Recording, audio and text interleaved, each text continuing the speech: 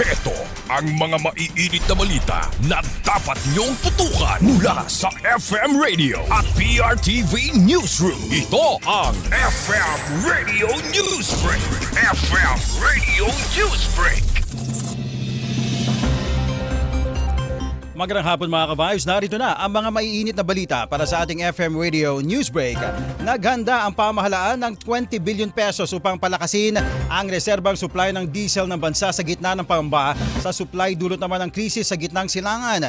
Ayon kay Energy Secretary Sharon Garin, target ng Philippine National Oil Company na makakuha ng hanggang 2 milyong bariles ng diesel. Nakatumbas naman ng 10 araw na supply. Sa ngayon, kinukuha na ang unang 1 milyong bariles na nagkakahalaga naman ng 10 billion na piso. Nakumpleto na ang 400,000 bariles naman mula sa Southeast Asia at inaasahan ang karagdagang 600,000 na bariles mula sa ibang rehiyon ngayong linggo.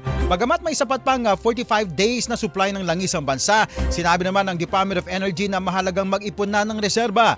Ilalaan ito sa mga fuel retailer kung kinakailangan at uunahin ang mga pampublikong transportasyon.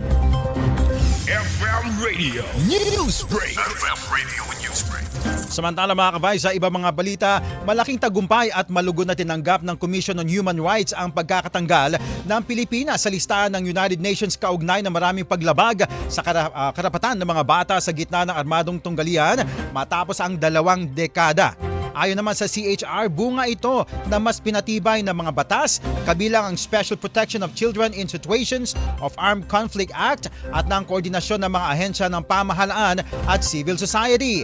Pinatunayan din ang mga hakbang ng Armed Forces of the Philippines na ituring ang mga batang nasasangkot bilang mga biktima habang pinangunahan naman ng DSWD ang kanilang rehabilitasyon. FM Radio Newsbreak. FM Radio Newsbreak. At sa ating panghuling balita mga ka-Vice, inanunsyo na ng Department of Transportation ang pagbabawas ng mga bayarin sa transportasyon sa mga paliparan at roll-on, roll-off o kaya ro-ro ships kaugnay ng patuloy na krisis sa langis.